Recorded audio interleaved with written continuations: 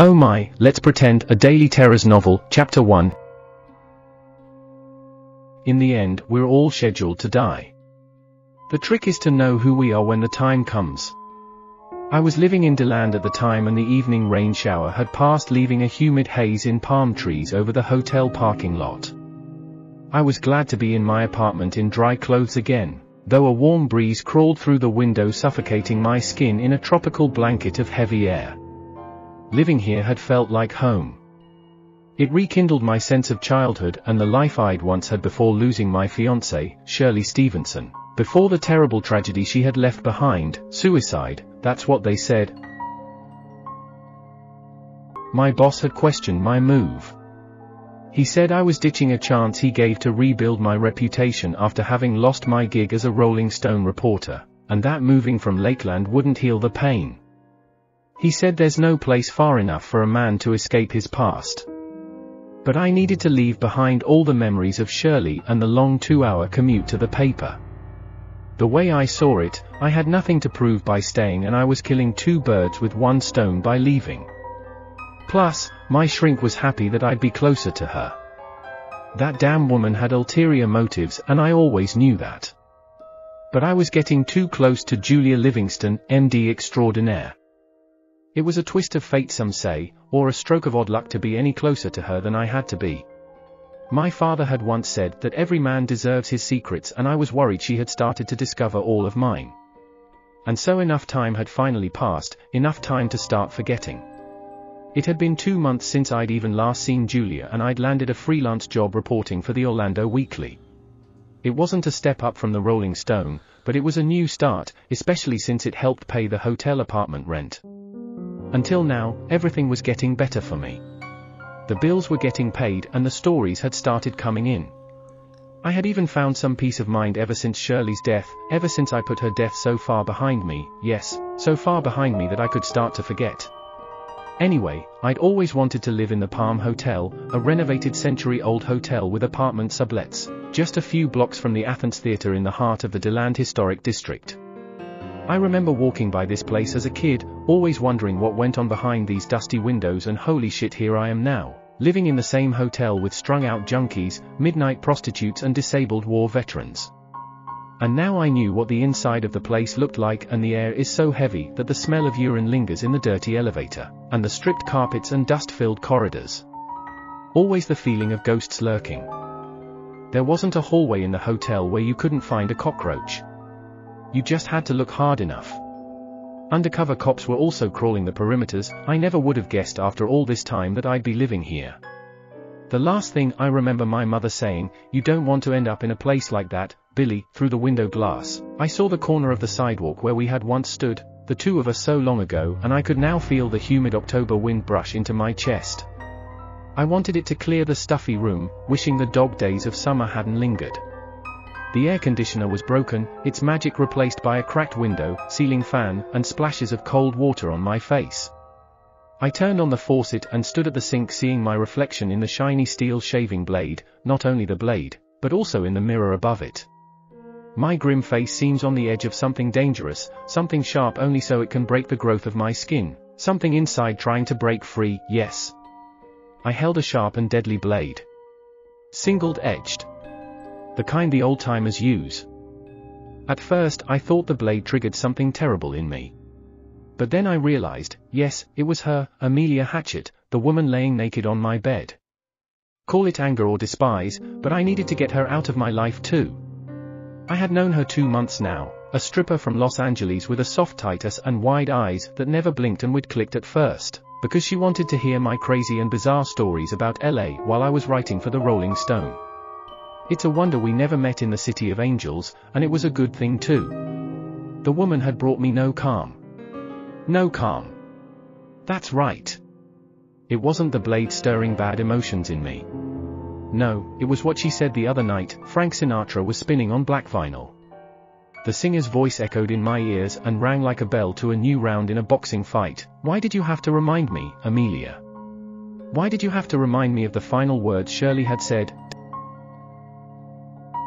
She rose from the bed and fixed the needle, then laid back on the sheets and spread her legs open so that I would want her her tight lips puffing a cigarette, but I set my eyes back to the mirror, remembering Shirley's voice as I spied a speck of blood on my chin, a tiny dot of blood that wanted to escape, as if imprisoned by my flesh, a spurt of life trying to be free from dead skin. The mirror. It never lied. My hair was mostly brown, amber eyes, a glimpse of grey in the stubble, colored dark by cold water. I wished it were darker. All brown, like it was when Shirley was still alive. Perfect, like when she still loved me. My thumb and forefinger pinched the blade. I pinched harder upon the sight of her bare skin and lips, still remembering what she had said the other night. How could I forget? Her words were like feline claws tearing open old wounds. I brought the blade up into my throat, making the grey speck of loosened hair fall into the white sink. Then I turned to face Amelia, sitting back on the bed, lying with pink heels touching her buttocks, letting a flowered flap of blue satin drape over. She rubbed her nose, rolled and freed a deep puff from her raspy cocaine-wrangled voice. I've been wanting to talk since the other night. Why'd you have to go off the deep end, get so mad? I don't know. Are you still mad at me, Billy? Is that it? I swabbed the blade in the water. Not enough blood in there to make it pink. Not enough shaving cream either, to make it milk white. Say something, she said.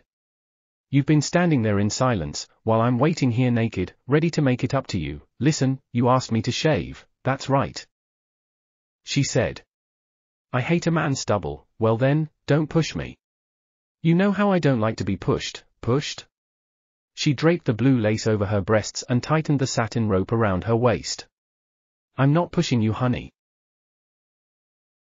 Come on now. I didn't want her to come any closer. But she did. Her voice was jittery. I told you I didn't mean it. I thought you forgave me.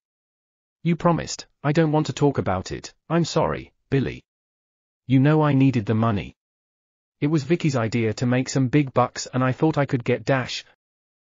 Damn you and Vicky. After everything you told me about her, you've got to go and do that. Must have been real dough, enough to powder your nose a few weeks, wasn't it? She sighed and stepped back. I had to ask. How could I not be bitter? You must believe me. You must understand. I didn't want to get angry. I only wanted peace of mind. How old were the kids? Huh? She stepped back and clenched her hair. I knew she was too confused to answer. They were teenagers, for Christ's sakes. Oh, Billy, she said. You've got to believe me. It's just that I couldn't resist the money. What happened the other night was business, don't you see? Sure I do. Good for you and Vicky on lowering the whore standards. Wait. Please don't get mad at me.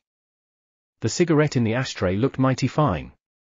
I wanted another puff, so I had one.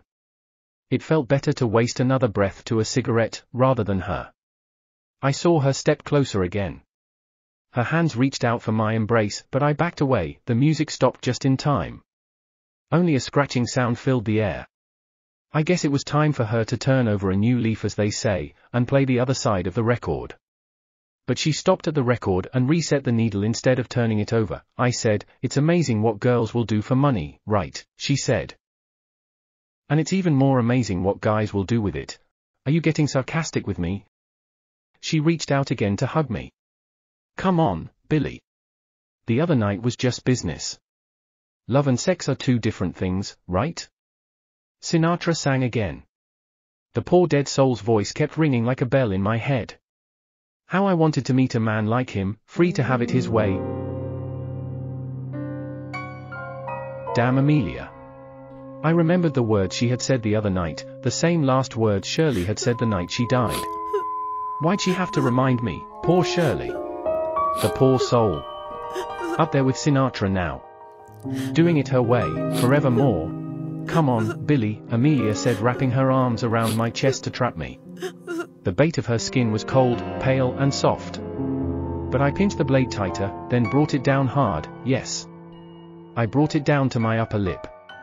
This was the final cut, the last hair to fall on Amelia's face, that tiny grey speck. Yes. It finally fell on her cheek as she stared into my eyes. Let me kiss you please. The phone suddenly rang. It was just the perfect excuse to get away from her. I brought the phone to my ear, just as a new song played. The voice was military-like, familiar. Yes. It was Detective Jenkins, the only black detective on the police force, and he always meant business. It's about time you answered the phone. Man, there's a bloody mess over here and you're missing the action. Shit, nobody's seen anything like this at the lake, well, not since Shirley's death. What do you mean, another suicide, he said. Someone saw a girl hanging from a tree limb near where Shirley was found. At the same lake. I'm on my way. Just as I hung up, Amelia let her blouse slide to the floor. Her bare breasts hung over, but I couldn't be bothered.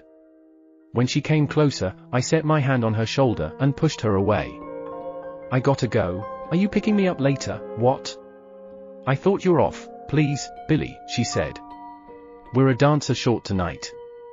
Some girl is a no-show. They called me into cover for a few hours. My sister's giving me a ride there, but I need one back. It all depends. On what? Listen, I want to know why you said what you did the other night. And then I'll tell you. I slapped cold water on my face. It was time to let the blade slide into the water, to let it rest before the next cut. In the least, picking her up would mean she'd have packed her bags tonight and hit the road. I had to get to Indian Lake.